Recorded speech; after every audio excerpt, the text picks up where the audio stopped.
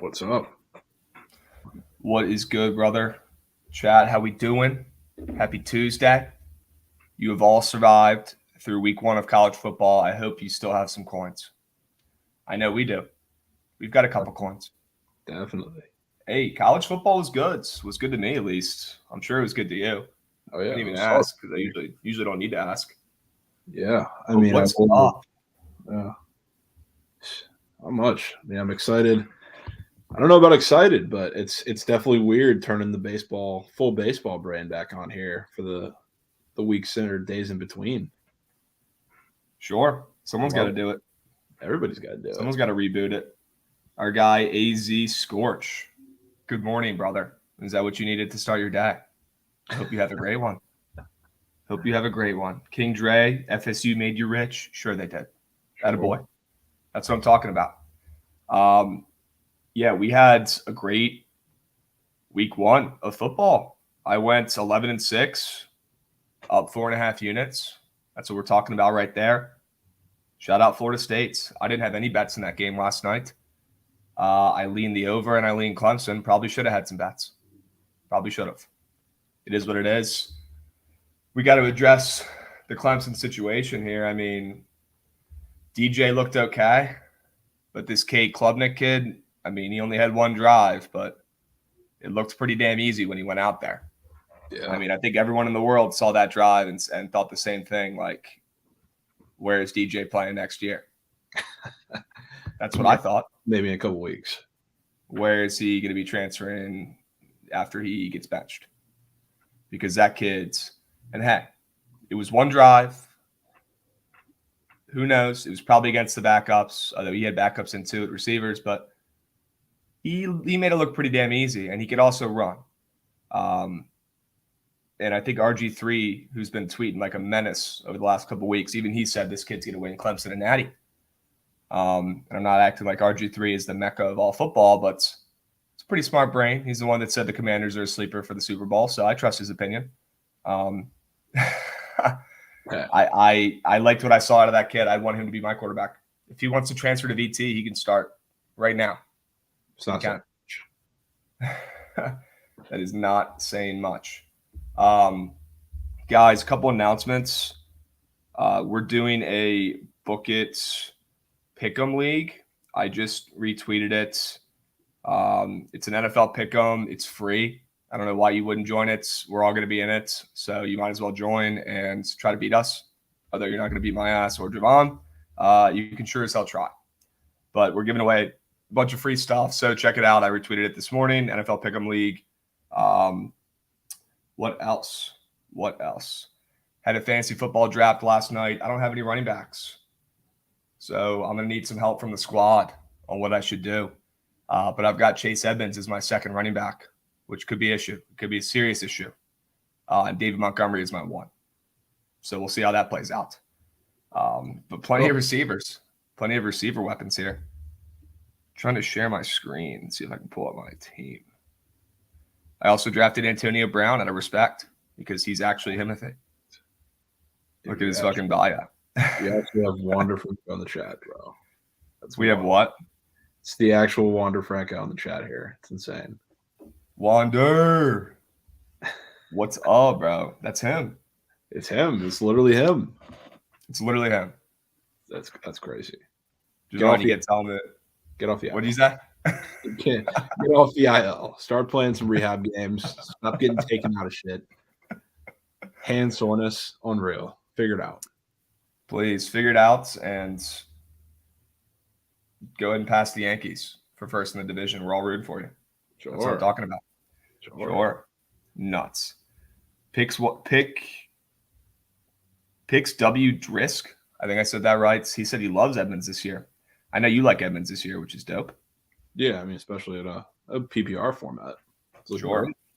So they're going to give Mostert probably most of the carries, right? But Edmonds will be more of like a J.D. McKissick type for them, where he'll be playing third downs. And we know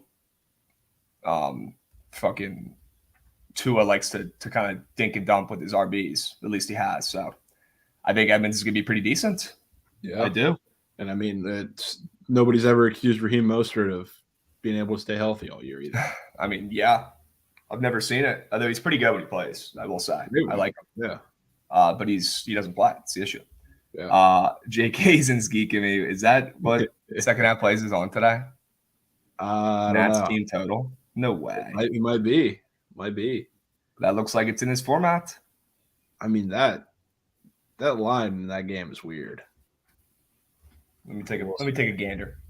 The total in that game is very strange, only sitting at 7.5 with Quintana and Espino. Why don't I take a peek? Yeah, let's take a peek. Espino and Quintana. I'm seeing a total at 8, but that's better. Teach his own. I mean, dude, Espino's looks damn good. Although he hasn't recorded a win all year. Maybe he'll get one next year. But, yeah. Hey, don't let the Nats get hot. We won 11 of our last 21 games. We're on the best stretch of the season. It'd be very Nationals of us to, for some reason, end the season on a nice little high note and lose the number 1 overall pick. to the Athletics. That'd be a very Nationals move. I'll be pissed. Shout out Trent for getting Austin Eckler to bring up the goat whale entry last night. That was fucking hilarious. That made my night last night. That was hysterical. He's like, what does that even mean? I was like, Eckler, bro, I know your ass doesn't fire off any bats, bro. Grow up. No chance. Yeah, I don't want anything to do with the Nats, but they are hot. They're actually hot. Yeah, they're 11-10. Vegas town. Don't get it twisted. Those are my words. Boom. That's good for them. They're above 500 in the last 21 games. How about it? They've also beaten really good teams, which makes no fucking sense. Yeah, shout out them yesterday. My little Jack Flaherty, fade him every time he comes off of injury. They came through. Genius. Yeah, when he comes back from injury, I mean, he honestly didn't even pitch bad yesterday, did he? Yeah, he didn't pitch bad. Really, they won the game off Palante, but yeah, okay, it worked. However, I remember you and Peter talking about that in the beginning of the season when Flaherty was coming back. Yeah, it's a geek. Did you hammer them at like plus 200 yesterday? I didn't hammer them. I'm just a responsible unit. I didn't even realize Flaherty was pitching. I guess I just missed that until like an hour before the game. Dude. Well, yeah, he was pitching. Yeah, he honestly pitched fine. Like he did not lose in that game at all. He absolutely did. But end of the day, I want to show you guys my damn fantasy team. I want to get some comments on it. Here we go. Whoa. Can you see? Yep. All right. Lamar. Sometimes I'm usually not a big QB guy. Like I'll usually wait till the very end, get a guy like Hurts or something like that. But I saw Lamar. He's been looking at me funny. I'll take him. And I didn't really like anybody, who was kind of ahead of him. Demont and Edmonds. Yeah, guys, I get it. Bunts. But I like Demont this season. And Edmonds is going to be interesting. And to be honest with you, I think James Cook will be a starter in the second half of the season in Buffalo. Yep. Now, we've heard that movie before with running backs in Buffalo, so I'm not getting my hopes up. And I've also got Ramondre Stevenson, who a lot of people are liking, but he's also a Patriots running back. So got to take that with a grain of salt. And Brian Robinson, who I think will be our starting running back going forward, but he has a bullet hole in his leg. So a lot of question marks at running back. I know. I understand. But the receivers, they're absolutely stacked. I took JJ at 4 because Eckler went 3 in this draft. So I had Kupp and JJ. I took JJ at 4. I'd prefer him over Kupp this season. Am I crazy or what? No, I don't think so. I really don't think you can go wrong with either of those guys. That's probably a 1A, 1B situation. Okay. I prefer JJ. I took him, and then I took Lamb, who I don't love, but I mean, without Cooper and with the Cowboys, I'm a little bit low on the Cowboys this season. So, they'll be down in some games. They'll need some points to come back, whatever. I like CD.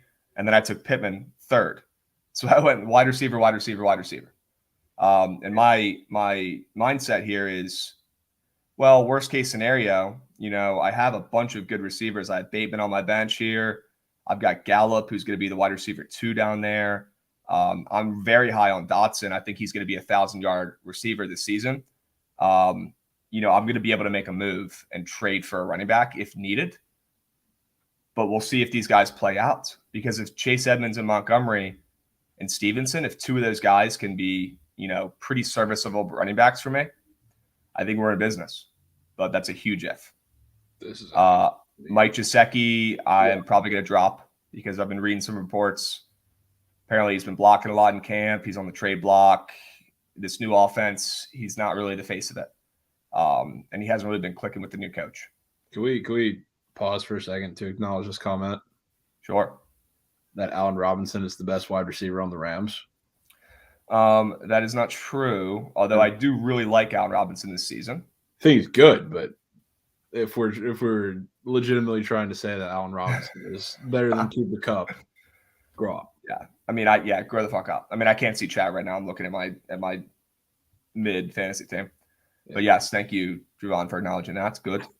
And I drafted some commies at the end. I got my guys Dotson, Robinson. I got the commies defense. Mush kind of chirked me and talked me into that. That was a spike pick. maybe we'll be looking to replace them week 1. Although I will say, have you heard more bets on a team week 1 than this guy right here and the Jags? Have you? Yeah, I mean, It's getting ridiculous. It's the Jags, it's the Vikings. Yeah, and I'm off both those teams. I got AB just in case. In case. Now I'll be dropping him probably. But that was more just for the memes because he's Timothy. Anywho, that's my team. I like my team. I'm going to need some running back help. And we'll see how it goes. Yeah. But yeah, guys, join that Book It Pick'em League. I retweeted it. It's literally free. Grow the fuck up. Join it. No reason not to. Okay. Let's talk some college football from week 1. You were up units after week 1? Yeah, I did. Okay. I did well. I think I was 7-4. Word. But I sneakily put a couple more units on Washington as we got to the end there. That was nice. I mean, it got weird. I was following the tracker on my phone. Were you watching it? I was watching. I was really waiting for it to be backdoored. It was getting really scary there at the end. Kent State threw a little pick there at the last second. That was lit. Yeah. Fumble. That was nice. Were you impressed by Kent State at all, hanging around there, or were they not? Did they not look too good to you? I mean, honestly, we can jump right into this. I think one of the teams I was most impressed by, at least offensively, was Washington. Yeah. This week. I mean, the new DeBoer offense and Michael Penix, they look really good. I mean, Michael Penix is obviously going against a very mediocre to bad, whatever you want to call it, Kent State defense, but he looked comfortable in that offense. Really, I didn't expect him to look that good right off the bat, especially with a lot of young weapons, a lot of guys that are really trying to find their spot in that offense. I was impressed. I like their defense obviously has some holes to fill. They didn't look particularly fantastic some of the time, but Penix looked really good. They can definitely get above the bottom of that conference. It's looking like the roster and the talent they have.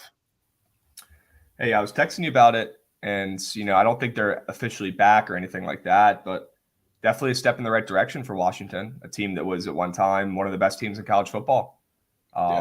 We'll see how it plays out, but yeah, I like what I saw out of their young gunner too. He looked poised. I mean, he's playing Kent State. Let's see what happens when he plays some better teams. But I do have to ask. I mean, we could talk about who we're high on, who we're low on after week 1. I'll give you a low. The Pac-12 is kind of beat. Yeah, I don't really think the Pac-12 has a route to the playoffs, and it's only been 1 week. Correct me if I'm wrong, but Utah is toast, I'm assuming. They lost to Florida. So we would take – I don't know if toast is the word. I mean, they just lost to Florida.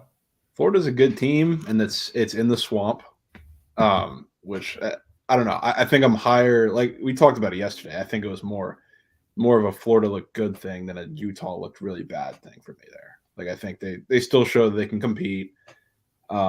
I think, honestly, really, you put any Pac-12 team right now in the swamp, they're not coming out with a win. I'm not high on USC. I'm not high on any other team. I think they would do just the same.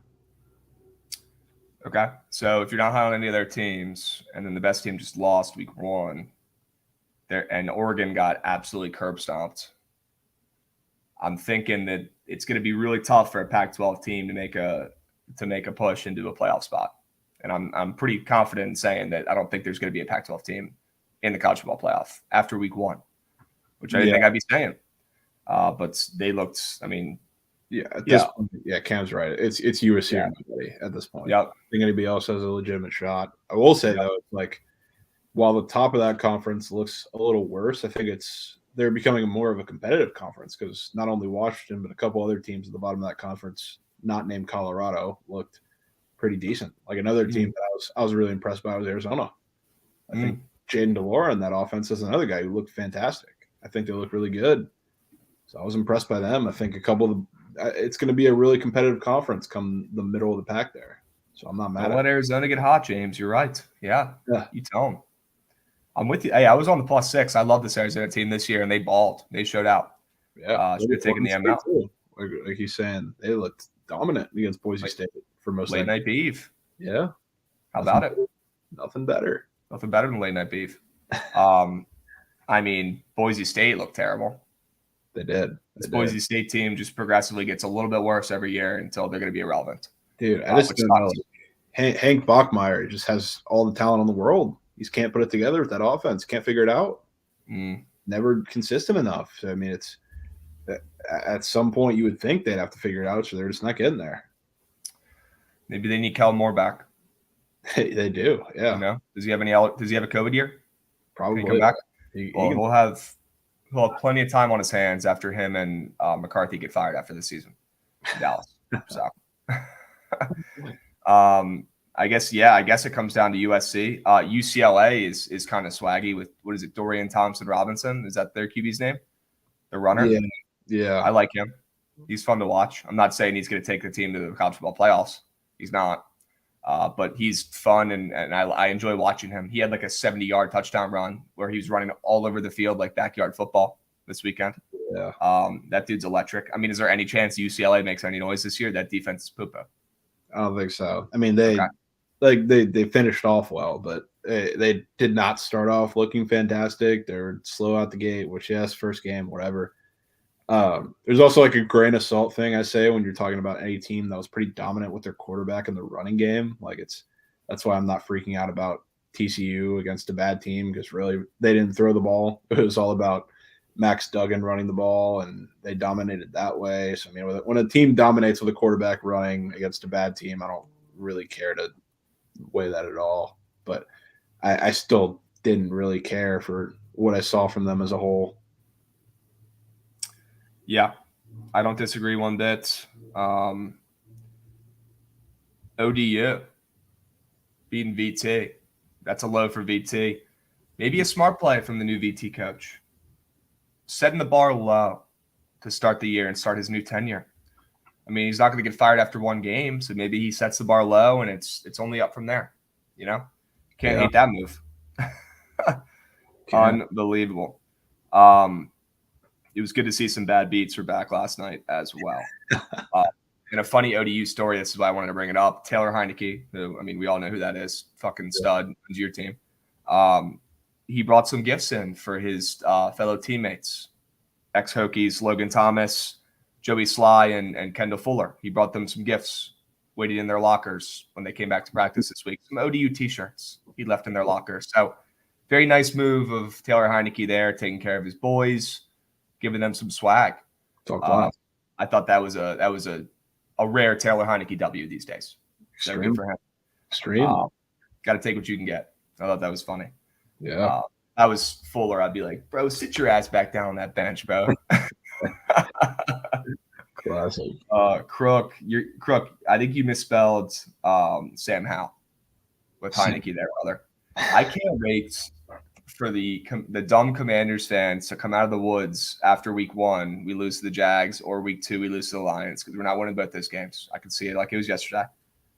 And I could just hear the chirp saying, when are we putting Sam Howell in? When are we putting him in? I can hear it like it was yesterday. I'm extremely curious to see how Carson Wentz handles that noise, because I don't think he's going to be affected very well by it. Sam Howell looked pretty fucking good besides a really bad pick in preseason.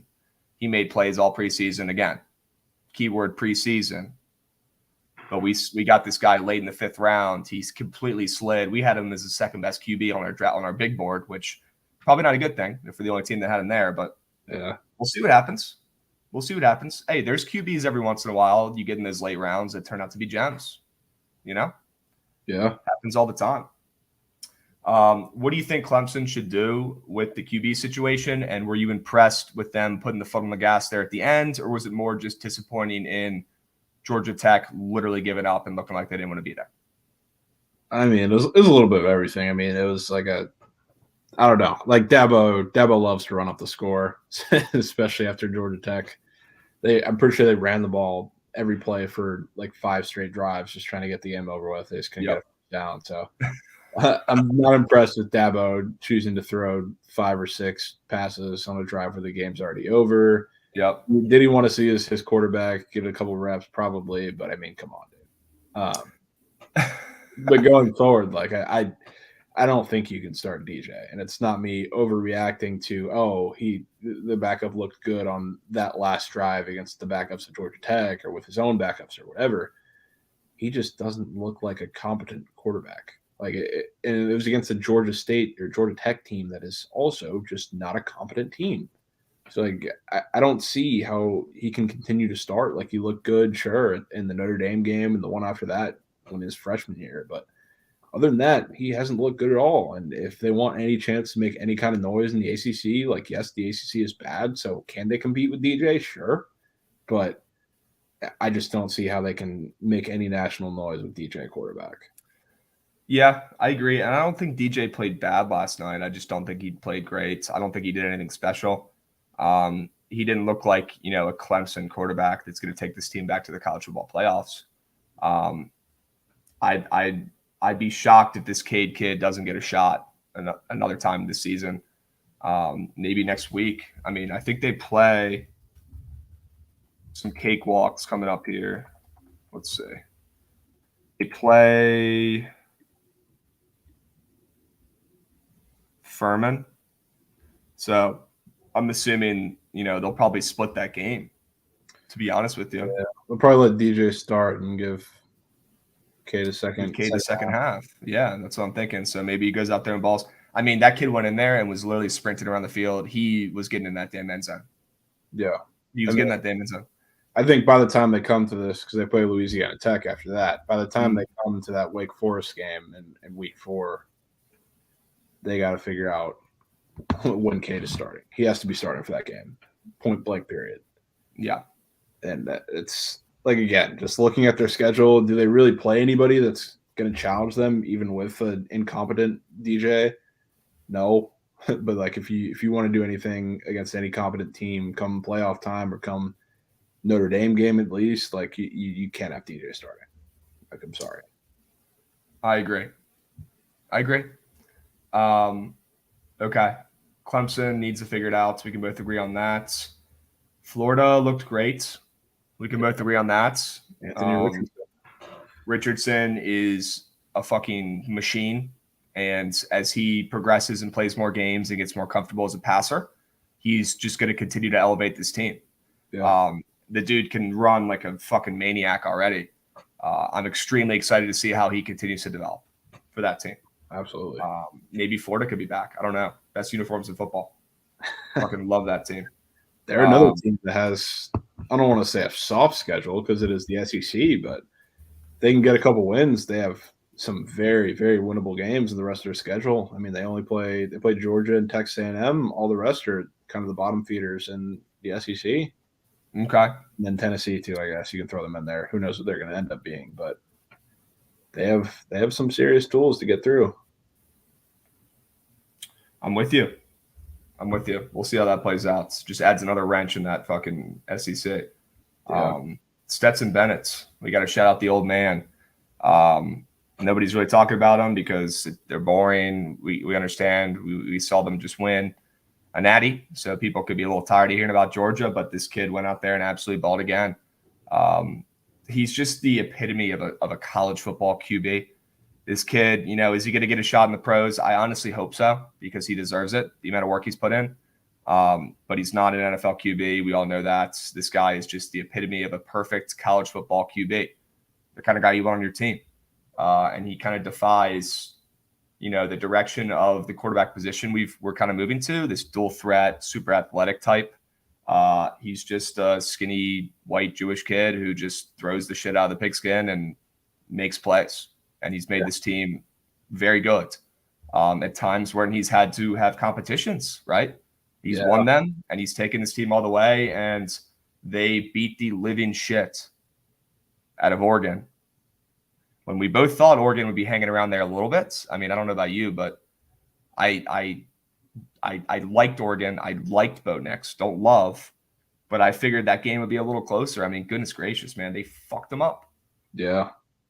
100%. It was a battle of men amongst boys out there. So shout out Stetson Bennett. Shout out Georgia. Don't forget about this team. Just because they won it last year and you're looking for the next new cool thing. A lot of Florida talk, right? Let's not forget about Georgia. They're still legit.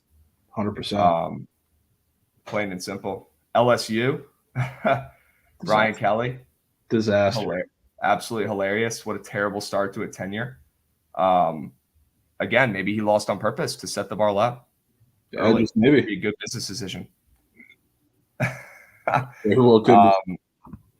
Keyshawn, God, how do you say his last name? Boutte? Boutte. Keyshawn Boutte. Pulling a very petty move already after week 1. I mean, is he going to transfer already? What the fuck's going on here? Taking off all the LSU stuff off of his fucking social media and being a drama queen. I mean, I hope he was acting like a leader in the locker room after the game, getting the boys pumped up if he's being this dramatic. I'm assuming he probably wasn't. Probably not. He probably kept his head down and didn't say shit. It's, talent is great and hype is awesome, but you went out there, you had 2 catches for 20 yards, and you could blame it on your quarterback being shitty. I get it, but I mean, he had 6 targets and he went out there, he didn't do shit. So I don't understand why he's acting like he's already Cooper Kupp. He's played 1 college game and it wasn't a great one. So I just thought that was just an example of a terrible teammates, and I really do not respect that kid one bit right now. But he could turn it around and be a stud and completely change my mind. But that was disappointing. I mean, dude, like, you're pissed you didn't get the rock. I understand, but your team just lost and everyone played like shit. You're on a team. Act like it. If you want to play an individual sport, go play fucking tennis. Yeah. Like, that's a huge red flag for this LSU team in my eyes. They got a bunch of me guys running around. They got individuals. And I'm not going to say like I saw it coming, because I didn't, but it was really hard to believe that Brian Kelly was going to come in this locker room and immediately have a stranglehold of the team. But he was doing cool dance videos with them where he was dancing like a weirdo. Yeah. It doesn't lead to national championships? Weirdly enough, probably not. Oh, man. Yeah, I'm gonna go grab a coffee downstairs real quick. Give me a minute. Talk about how Mike Norvell just secured a job spot at Florida State for the next 2 years. I'll be back in a second. Yeah, maybe. Let's not get carried away. Mike Norvell, I thought he did a great job.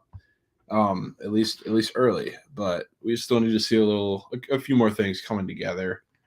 Show me in the chat. I want to hear who impressed you guys, who disappointed you guys. And yeah, I do think Mike is the truth. Don't get me wrong. It's been 1 game against a very disoriented LSU team right now. So relax. But yeah, I want to see who impressed you guys, who disappointed you guys this week. We'll keep talking about that a little bit. Michigan definitely impressed. I agree. Ohio State unimpressed. Also agree.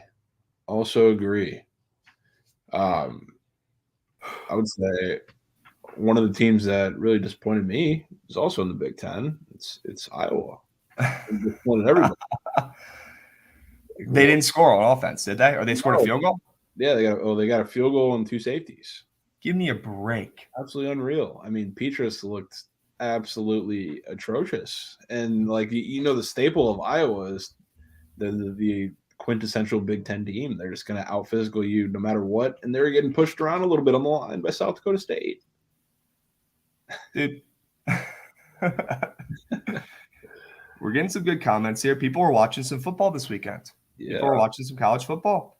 Absolutely. Oregon really impressed. Attaboy Vino. They did. Vanderbilt disappointed me. Couldn't even cover. I mean, they played Hawaii, who looked fucking dog shit, and there was definitely an overreaction there. Just a bit. For Vanderbilt. Notre Dame looked like a quarterback away from being a contender. That's an interesting comment from Corey. What did you think out of Notre Dame? I know you're low-key an Irish fan. Were you happy with what you saw out of them? It's tough. I want to say I'm happy with what I saw just because of the way they competed, but at the same time, that second half offensively was atrocious. I mean, they didn't score in the second half. They didn't make any sort of adjustments. So it's tough. I know they're playing obviously against a very, very talented across the board Ohio State team. So I mean, I'm definitely happy with what they did defensively against that team and that offense, but at some point you got to make some offensive adjustments. Skill positions honestly are very inconsistent. I think that's definitely a worry spot going forward, but will they get to fine tune that against much lighter competition throughout the rest of the season? Absolutely. So overall, I'd say I'm pleased with what they got out of that game. I like Marcus Freeman. Yeah. Now, is Marcus Freeman going to be Brian Kelly? No, not yet. Brian Kelly, I think, is one of the best recruiters ever. And coaching is, up and down. But that's why you have assistants and you hire good coordinators like Marcus Freeman, who end up being a head coach because they're extremely good coaches, right? So you're going to see this Notre Dame team take more of a defense first angle, at least early in this season, because that's the bread and butter for Marcus. And I was relatively impressed with Notre Dame and relatively disappointed with Ohio State. Nothing, panic button, nothing, too great or too bad about either team. Nothing to even really worry about or talk about anymore. I need to see how they play in week 2, pretty much. Yeah. I mean, they're playing the best team in college football week 2, though. So, I mean, you got to take that with a grain of salt, too. Who are they playing? Marshall. Okay. How's that Marshall ticket looking after week 1? I mean, they looked really good against Norfolk State. So it doesn't mean anything. They also lost. I don't know if they lost him or what really the deal is, but their All-American running back he's been out for a couple weeks for personal reasons. Okay. It definitely hurts. But weeks plural, like he's missed practice for a week or so? He's been out for a couple weeks. So, Okay. I mean, who knows when he's going to come back, but it's a big element to their offense. So it definitely hurts. We'll see how they come out against, I guess, Notre Dame. We'll see how they come out against them, but really over the course of the conference season, we'll see. I'm not really impressed by the other teams in that conference either, to be honest with you. So, I mean, that's a plus. That's really what the bet was based on, too. So, we'll see. Okay. That's fair. Yeah, you guys, Marshall can have their quarterback back who transferred to Tech, honestly. And I'm going to return this signed helmet that I got because it's worth nothing. Classic. Logan Thomas helmet, literally useless. I don't even know why I got it. I'm going to ship it back. It's extremely disappointing. Yeah. I'm disappointed in myself that I didn't bet on ODU. I said, you know what? I got the game on the TV. I was down there in Cabo, whatever. Had to beg him to put the game on. It took forever. Finally got it on. I was like, do I want to fucking bet against this team? I was like, no, how about I just be a fan of the sport, of my alma mater? And as soon as I thought that, and as soon as I said it, I knew we were fucked. And I might as well have taken the money, Although I will say we played maybe the worst game ever and we still almost won. So I guess that's a plus. Our coaches got trapped in the elevator at halftime. What the fuck? How does that – what? What is that? Like, how does that even happen? I don't understand. If they did that on purpose to game plan more, that was genius. But I don't think they're that smart, to be honest with you. You want to talk some baseball? We've got games today. We've got bets to fire off. Okay, we've got a pretty good card here. Red Sox Rays, big series here. So I don't know if you saw this because I was probably initially going to be on the Rays again, but I don't know who's pitching for us anymore because Rasmussen just got scratched. Right, for personal reasons, which I saw that's interesting. I hope everything's okay. I'm seeing Chargo. Yeah, I just don't know what the plan is behind him, whether if it's a full bullpen game or if we're gonna have somebody as the determined piggyback guy or whatever. So I don't know. I do think it was a little interesting initially that total was starting to creep up to 7.5 before this.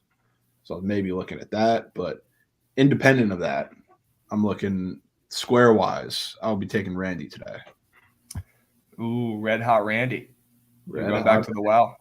Okay. Yeah. I mean, it's golden matchup for a lot of the Rays hitters and him. Which don't come around too often. I do think it was pretty interesting too. I'm not going to recommend you play this, but I know it's going to pique your interest. Rich Hill struck out 11 Rays a week ago, and his line opened 4.5 down to 3.5. Dude, you're supposed to tell me when it opens at 4.5 and to bet it, and then to take it, and then it goes down 3.5 after. Yeah, I mean, I looked at it and didn't even think of it. I was like, you know what? That's probably just a Rich Hill line. I didn't realize that he struck out 11. I knew he struck out a good amount. I didn't know he struck out 11 when I looked at it. Holy shit. Yeah. Now the lineups though, because you guys put out a different lineup every fucking day. Yeah, but I mean against the lefty, against Rich Hill too, we're probably just gonna stack all your lefty lineup out there. Yeah, right? and that's the non-strikeout lineup, if anything, which it wasn't last week, but it should be now. I mean, it should be some combination of Yandy, Margot, Randy, Harold, Bethencourt, whoever else at the bottom. Okay. So, I mean, I still think that's really weird that it moved down a whole strikeout. And yes, how high are they going to put Rich Hill strikeouts at the end of the day? But still went down a whole strikeout is crazy. So it'll probably end at 4, is what you're saying. Probably. That's why I'm saying maybe you don't need to play it because it's hard to play a full point bump. Yeah, that stinks. Yeah. I might still give it a look though. Maybe. We'll talk about it later. Yeah. Damn. All right. Mr. Dick, 3.5 strikeouts. That's pretty low for him. I fucking love that nickname, bro. Yeah. I mean, are the Rays going to win today? I mean, I guess now you don't really fucking even know who's going to pitch, so you're probably not as confident, right? Yeah, it's tough to tell. I do think they get to Rich Hill, though, a little more than they did, at least last week. You guys have won 9 out of 10 games at home, I believe, in your last 10. So you're going on a little run here, which is good. I mean, you need it. Looks like Aaron Judge is back. People are starting to talk about it. You know, there's a chance that he could break the record. There's a chance. I'm just going to mention it. And as a Yankee hater myself, and I'm sure you're right there with me, I wouldn't mind seeing that. That'd be pretty fucking historical and cool. Yeah. That's coming from me. That would probably result in the Rays being a wild card team. I don't know if it would, though. Like we saw the series against the Rays. He hit 2 home runs in 3 games. He was involved in every single run, and they lost the series. It's like if nobody else in that offense, it's not going to matter. Last night, Marwin Gonzalez had his first hit since the All-Star break. It was a home run, and that was the first time anyone besides Aaron Judge has scored a run for the Yankees in like 5 days. Yeah, that team is something. It is. They are something. Talk about a team that just peaked at the wrong time. The wrong time. Corey with a good joke, but also there's some realness behind it. Not to the Dodgers probably, but hey, if the Yankees end on this slide and end up getting an early knockout in the playoffs, is there a chance that they maybe go in a different direction and look to maybe bring Soto in 2026 instead of re-signing Judge? I think there's a real chance. I really do. Just might be. I really do. Wander Franco, the real Wander Franco, with a good comment too. He's tripping in. Yeah. Love it. Yankees can have all the fun, but they're getting smacked in the playoffs. You tell him, Wander. You tell him, bro. Attaboy. I mean, Philly's got a series here against Miami. That's huge for them. I mean, they're minus 235 today against Luzardo, which is sketch, but Nola should get that done. That total's at 7, so I don't really think Miami's going to be scoring much today. Any thoughts on that game?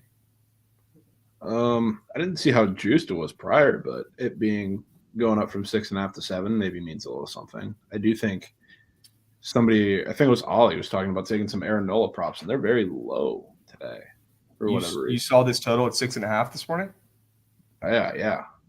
It was at 6.5. I was I was 100% paying attention to my class, not looking at Marlins Phillies lines, and as you should. Yep. Yeah, saw it at 6.5, but it might have been brief or whatever. But Aaron Nola, I think you're looking at his pitching outs, and it's at 19.5 or 18.5. Which the fact that Nola's not touching that 7-inning mark against the Marlins of all teams is very, very interesting. Yeah, I'll go ahead and stay away from taking any of his overs or the Phillies today. Yeah. That's sketchy enough for me, I would say. It's a little weird. Damn, this total was down to 6.5 this morning. Although it opened at 7.5 and it's touched 7.5 before. Really, that's interesting. Mm-hmm. It's probably landing at 7 then. Yeah, I mean we know what happens with totals at 7. They end at 7. Plain and simple. Different. It has to be ones that open there and pretty much stay there. Those are the ones that soar under consistently, or at least push. Okay. We got a baseball game on TBS tonight. Should be a good one. Garrett Cole versus Joe Ryan. I think the Twins. That one is very likely not to happen. Dude. Yeah. So I wouldn't put all the eggs in that basket if you're thinking about betting that game. Make it stop. Make the rain stop. It's supposed to be. I think it already is pouring there, but it's supposed to be pouring all day. I mean, it was pouring here this morning, which means that it's probably going to be pouring up there this afternoon. That's how it goes. Yeah, I'm no meteorologist. yeah, I'm not either. That's usually how it works. Yeah, we just gotta ask Peter, whatever he says. Peter is our baseball meteorologist. We just fade whatever he says about the weather. Dudes, I'm pissed because I wanted to take the Twins at some point in this series. I think they're a live dog. They've got some Yankees on that team. We saw Gary Sanchez go yard last night. I was hoping to target this Twins team in a little bit of a revenge spot because those guys have got to be thinking, damn, they could probably use us right now to stop the scoring slump, right? Yeah. Although I'm not very high on Gary Sanchez and Gio Urshela, but I mean, these guys are probably hitting better than the guys who are replacing them. Plain and simple. 100%. 100%. Bad. That stinks. We're not going to focus on that if it's going to get rained out, probably. That stinks. Yeah. There's one that did stick out to me in a very unfortunate way. Oh, are you going to talk about Kyle Bradish? No. That's positive. That's a positive. We'll get to that. But all right. Mariners White Sox. One of my favorite fades, Logan Gilbert, sitting at minus 152 against Johnny Cueto on the road, who is absolute Cy Young for whatever reason. Dudes. Well, I can get behind fading this White Sox team, to be honest with you. They did make us coin last night, but doesn't mean we can't go back and fade them tonight. I'd honestly prefer it. Yeah. I mean, I don't still want to see the road. Yeah, I mean, he's still been really good. I think he's come down to earth a little bit. Got a 1.82 road ERA. Yeah. And I mean 1.82. Yeah. Holy shit. He had one kind of rough start against the Royals a couple weeks ago, but then he threw damn near a complete game shutout against the Guardians last start on the road. So I mean, this is a tough because I 100% wanted to back the White Sox here until I saw this line. Yeah, well, that makes me like it even more. I don't know about you, but whenever I go into a game or a matchup wanting to take something and then I see the line is fucking weird and it convinces me to take the other side, I know that that's significant because I initially wanted to take Cueto and White Sox. Yeah. And it takes some serious weird lineage to fucking switch off of that. And that makes me even more confident in the Mariners today. I like it. Yeah, it's tough because, I mean, I think to a degree it's a little biased in how I think the line is weird because I just don't like Logan Gilbert. I don't think he should ever get any respect, and they continue to give him a little respect line-wise, but I don't know. This is a lot of respect for him, a lot of lack of respect for Cueto with how he's been on the road. It's a strange line. I guess that line wouldn't look as weird to people who maybe don't think Logan Gilbert is as shitty as we do. Yeah. Logan Gilbert's stats on the surface are incredible for a young arm. But whenever I watch him pitch, he throws meaties down the middle. He does. And I don't understand how he gets away with it, to be honest with you. Is he like a big pitch to contact guy? Like whenever I watch him pitch, he just throws meaties. I don't understand. Has he played against terrible teams all year? I don't understand it. Yeah, it's weird. I mean, he has faced a couple of the same teams quite a few times. I think that plays into it a little bit, especially the Astros. He, for whatever reason, pitches. He owns the Astros. Yeah, which is super, super weird. But yeah, I mean, I don't know. This is weird to me. This game's weird. Vegas Tom is making good points, though. He's saying Mariners they're hot, right? The Mariners are a way better team than the White Sox. We know that. Jesus. So maybe the line is more just a team line and not really, pitcher heavy here. Maybe, I mean, I don't think it's like it's not like I don't look at this line and I go, holy shit, I have to hurry up and bet the Mariners. Right? Yeah, it's not like a crazy one, but I do think it's telling. It is a little telling, and I mean the Mariners have been playing great baseball, but I mean look at yesterday. They were the White Sox were minus 120. It's a different pitching matchup, but God. Honestly, I think the over is a good look as well. Yeah, I could get behind that. The total's bumped from 7 to 7.5, which I fucking love that bump. I think that's going from 7 to 7.5 is maybe the most significant move for an over, I think. And these are two arms who, yeah, they've been great, and yeah, their stats are great, but maybe the line's telling us Cueto loses today and gets a little rocked, and we also think that Gilbert's a little bit overrated. So this could be an over game. I know we don't love taking overs in Seattle, but might not have a goddamn choice. Why not? Plain and simple. Why not? Somebody asked in chat if we can do like an NFL sub vibes. Ask if we can do an NFL betting 101 this week. We can do that on Thursday, like a quick segment of like what we recommend and do. Yeah. No 10-team parlays, unless you have a free bet. Only surgical sixes. That's it. Only surgical sixes. Yep.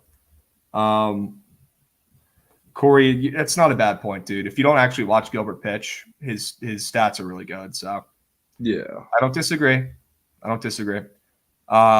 Maybe the Nats pull off another upset today at plus 205. They're getting no respect.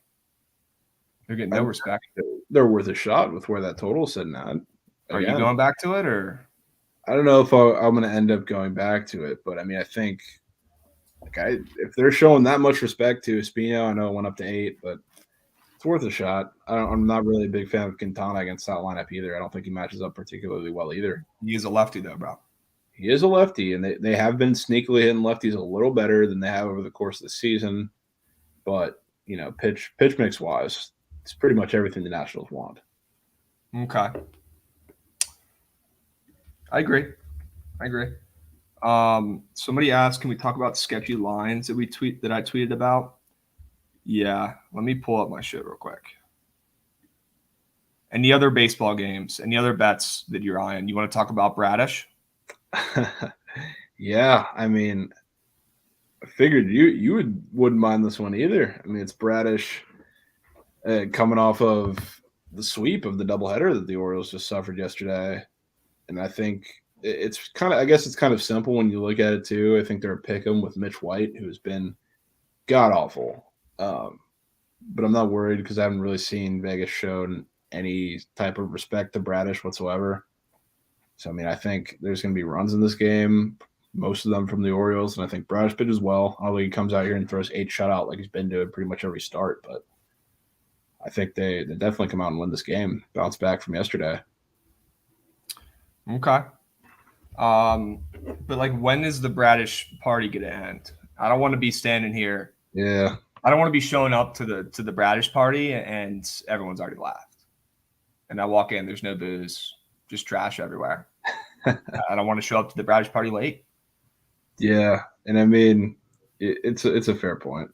But I mean, I was on it initially, but with the corresponding move is what I like with the Mariners, or not the Mariners, the Orioles moving to a favorite pretty much, and then the over moving up half a point. Those two together with Mitch White on the other side, I'm cool with backing the Orioles bats here. Whoa. Okay. Yeah, I definitely lean O's. I did tell myself, though, that the Orioles – I mean, I've been saying this for months. I've been saying the Orioles are going to run out of steam. But I said before this Toronto series, I said Toronto's going to sweep them. But it is the Orioles at home, and it's Bradish. But, I mean, Mitch White's been terrible. Bradish has been great. The Orioles have been, you know, just as good as Toronto this season relatively. I mean, they're only a couple games behind them. Maybe the fact that the Orioles aren't, you know, minus 120 or longer is kind of sketch for the O's at home here. Maybe it's a little bit of an O's trap. It's possible. I don't know, man. I need to look more into that one. Yeah, I mean, I'm cool to fade the Blue Jays coming off of 3 home runs. Yeah. That was incredible. Yeah. I saw that highlight 1,000 times on ESPN last night. I was about to turn it off. I get it. He had 3 home runs. Awesome. Yeah. All right.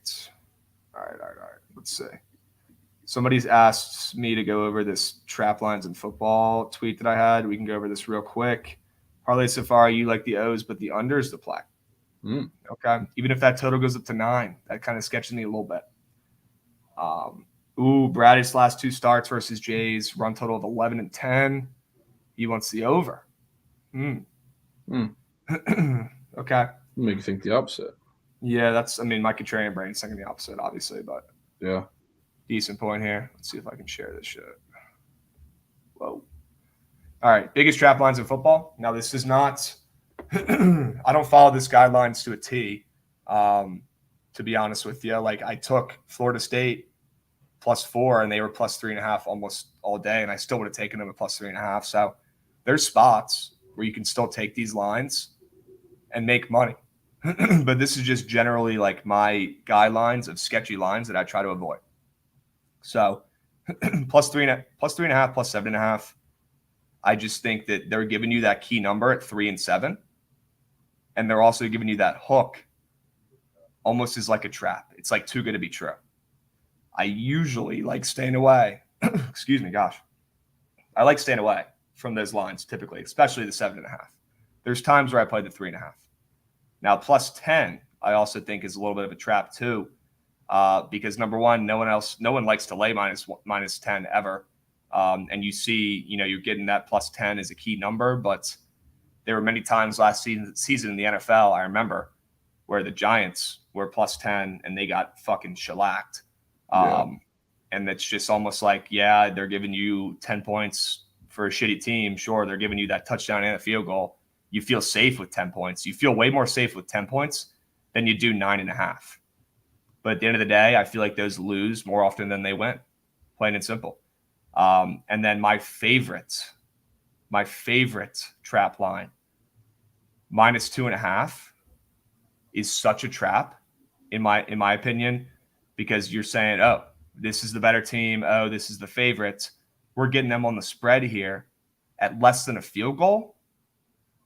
Got to hammer this. And then that shit never hits.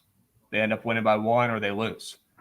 +2.5 is debatably my favorite line in all of football.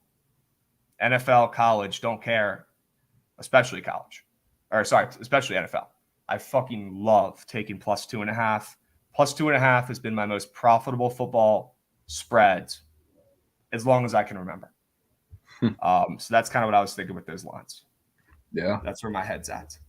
App State's my guy, picks W, Drisk. That we're not even going to talk about that App State line. That thing was moving around more than a damn stripper. That thing was bouncing around left and right. We're not even talking about that. That shit was fucking whack. Yeah. I'm out on that. Any other big baseball games today? We got like 2 minutes. Nothing crazy I'm seeing really. There's no crazy lines. I think there's a lot of heavy favorites today. Yeah, there are. So I mean, targets and dogs today. It's probably the way to go. I do think, I believe Peter's on this in some form or fashion too. I think the Brewers bats today are going to be damn near free, to be real with you. That total's at 11. They're facing Cool. Total's at 11 too, which I think, I know we don't see many 10.5, but I was kind of expecting it today with Woodruff. Yeah. I was expecting it a little bit, but I think against Cool, these Brewers matchups, they're going to be great. The Brewers bats are going to have a day. Cool's going to get rocked. So, I mean, whichever way you want to target that, there's not a lot of squares available on Prize Picks. It's pretty telling. I mean, probably for a reason. I was looking for total bases for maybe a Renfroe, maybe an Adames. We only got Colton Wong and McCutcheon up. So, that's the sad part. So they're moving and grooving today. They should. I think he's on that over. I think we see runs. It's hard for me to do that because it's also backing the Rockies bats, but in some way I would be backing the Brewers bats. It's really, other than that, there's just a lot of big favorites today. Okay.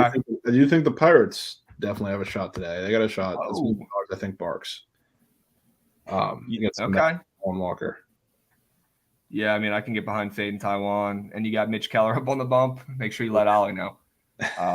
Disgusting, bro. Oh my goodness. That total, which I don't know, that's another total that's putting my brain in a pretzel, because that one, I think it opened up 7.5, which is really, really low. Yeah, juice to the under. Yeah, and it moved up a whole run, but I don't, that opener is low, so I don't know. Holy smokes. The Jen is asking if that total seems high. I think the opener was low.